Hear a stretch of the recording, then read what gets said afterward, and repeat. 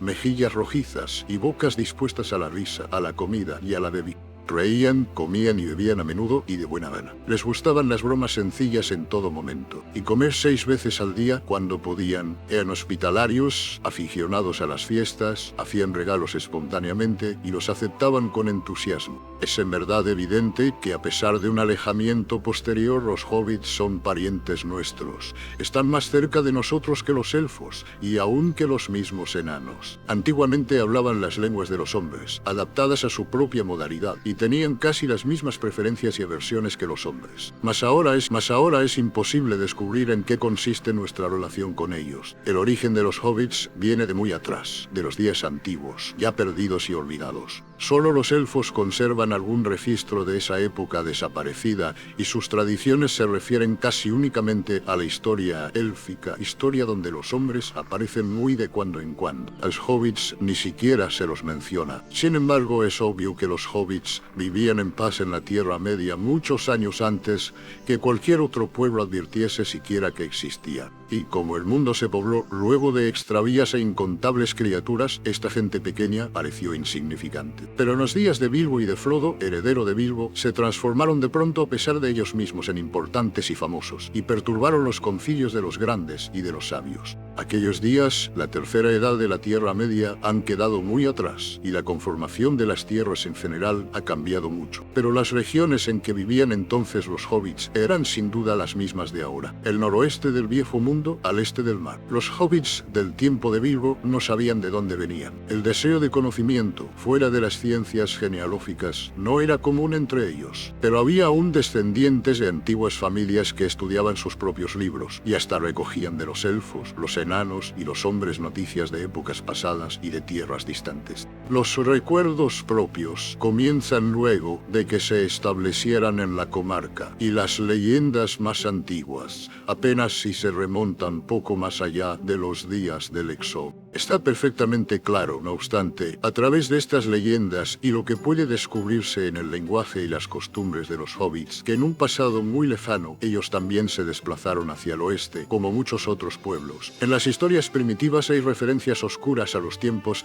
en que moraban en los altos valles del Anduin, entre los lindes del gran bosque verde y las montañas nubladas. No se sabe con certeza por qué emprendieron más tarde el arduo y peligroso cruce de las montañas y entraron en Eriador. Los relatos hobbits hablan de la multiplicación de los hombres en la tierra y de una sombra que cayó sobre la floresta y la oscureció, por lo que fue llamada desde entonces el Bosque Negro. Antes de cruzar las montañas, los hobbits ya se habían dividido en 3 ramas un tanto diferentes: los pelosos, los fuertes y los albos. Los pelosos eran de piel más oscura, cuerpo menudo, cara lampiña, y no llevaban botas. De manos y pies bien proporcionados y ágiles, preferían las tierras altas y las laderas de las colinas. Los fuertes eran más anchos, de constitución más sólida, tenían pies y manos más grandes. Preferían las llanuras y las orillas de los ríos. Los albos, de piel y cabellos más claros, eran más altos y delgados que los otros. Amaban los árboles y los bosques. Los pelosos tuvieron relación con los enanos en tiempos remotos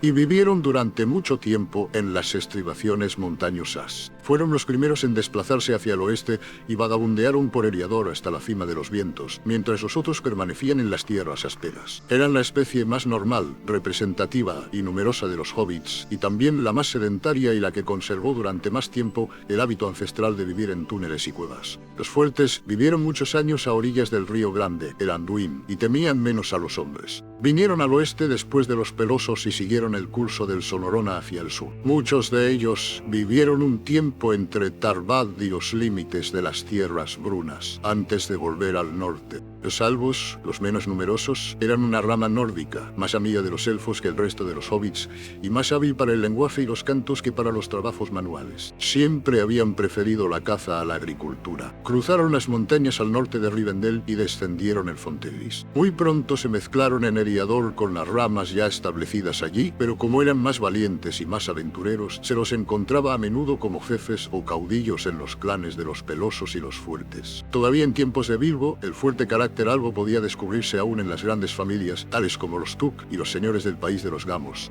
En las tierras occidentales de Eriador, entre las montañas nubladas y las montañas de Run, los hobbits encontraron hombres y elfos. En efecto, todavía moraba allí un resto de los Dúnedain, los reyes de los hombres que vinieron por el mar desde Oesternese, pero iban desapareciendo rápidamente y la ruina alcanzaba ya a todas las tierras del Reino del Norte. Había pues sitio y en abundancia para los inmigrantes, y en poco tiempo los hobbits empezaron a establecerse en comunidades ordenadas. De la mayoría de las primitivas colonias no quedaba ya ni siquiera el recuerdo en tiempos de Bilbo, pero una de las más importantes se mantenía aún, aunque reducida de tamaño. Estaba en Bree, en medio del bosque de Chet, a unas 40 millas al este de la comarca. Fue en aquellos tempranos días, sin duda, cuando los hobbits aprendieron el alfabeto y comenzaron a escribir a la manera de los Dúnedain, quienes a su vez habían aprendido este arte de los sellos. También en ese tiempo los hobbits olvidaron todas las lenguas que habían usado antes, y desde entonces hablaron siempre la lengua común, que llamaban Ostron, y que era corriente en todas las tierras de los reyes, desde Arnor hasta Gondor, y a lo largo de toda la costa del mar, desde Belfalas hasta Lund. Sin embargo, conservaron unos pocos vocablos de su propio idioma, así como las palabras que designaban los meses y los días,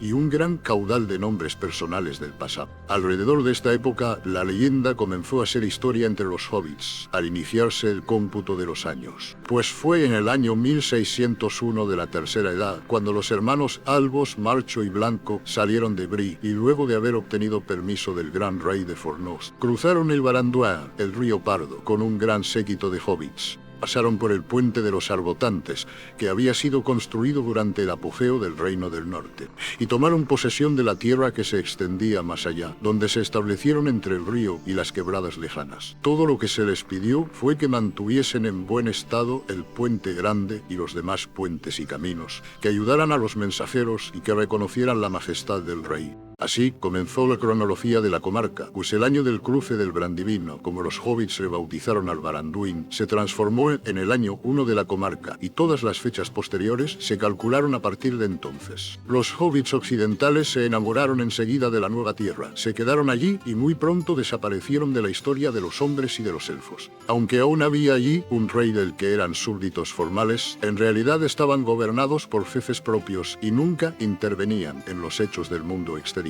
En la última batalla de Fornos con el señor mago de Angmar, enviaron algunos arqueros en ayuda del rey, o por lo menos así lo afirmaron, si bien esto no aparece en ningún relato de los hombres. En esa guerra el Reino del Norte llegó a su fin, y entonces los hobbits se apropiaron de la tierra y eligieron de entre todos los jefes a un Thane, que asumió la autoridad del rey desaparecido. Desde entonces, por unos 1000 años, vivieron en una paz ininterrumpida. La tierra era rica y generosa, y aunque había estado desierta durante mucho tiempo, en otras épocas había sido bien cultivada, y allí el rey tuvo granjas, maizales, viñedos y bosques. Desde las fronteras del oeste, al pie de las colinas de la Torre, hasta el puente del Brandivino, había unas 40 leguas, y casi 50 desde los páramos del norte hasta los pantanos del sur. Los hobbits denominaron a estas tierras la comarca. La región estaba bajo la autoridad del Thane, y era un distrito de trabajos bien organizados. Y allí, en ese placentero rincón del mundo, llevaron una vida ordenada y dieron cada vez menos importancia al mundo exterior, donde se movían unas cosas oscuras, hasta llegar a pensar que la paz y la abundancia eran la norma en la tierra y el derecho de todo pueblo sensato. Olvidaron o ignoraron lo poco que habían sabido de los guardianes y de los trabajos